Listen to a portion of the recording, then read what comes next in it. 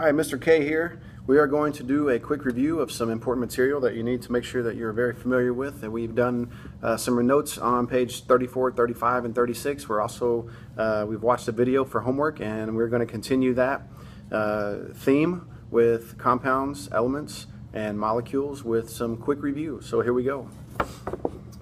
So a substance made of two or more elements joined by chemical bonds. What would we call this? Is a compound.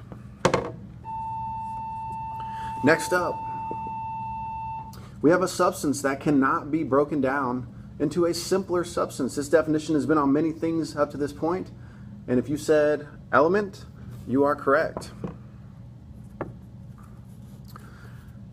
A combination of two or more elements, two or more substances, that are not chemically combined. They might be in the same container, however, they are not chemically combined to each other. If you said mixture, you would be right. Here we have elements that are found on the left of the zigzag of the periodic table. Properties might include malleable, conduct electricity. Typically they're solids. A lot of times they're magnetic. What elements are we talking about? We are talking about the classification for metals. Next up, we have elements that appear between metals and nonmetals, and they tend to share properties of both metals and nonmetals. We're talking about being semiconductors. Sometimes they're solids, sometimes they're gases, sometimes they're liquids.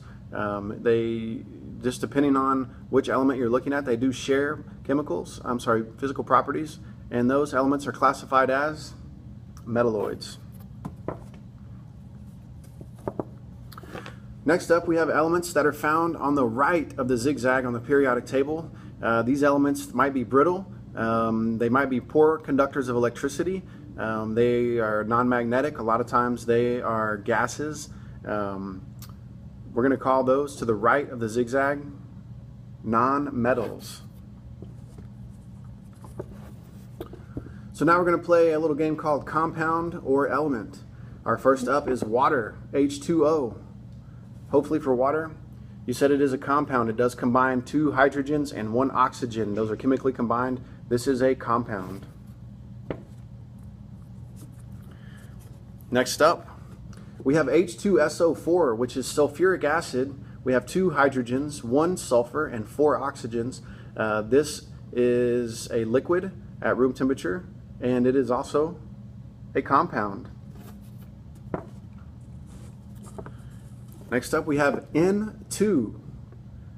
N is the symbol for nitrogen. It can be found on number 7 on our periodic table. We notice that we have a subscript of 2. Therefore, we know we have 2 atoms of nitrogen, and this is just going to be an element. All right, CO.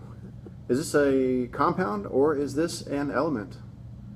This one's a little bit tough because we notice we have an uppercase C and a lowercase O, so that is the element cobalt. All right.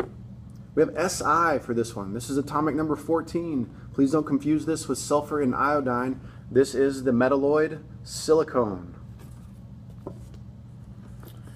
Last up, we have NH3. It's also known as ammonia. And we have one N, 3 H's. These are chemically combined to make ammonia, and it is a compound. Hopefully that quick review was something that you could find useful for Thursday's quiz. You guys enjoy your evening.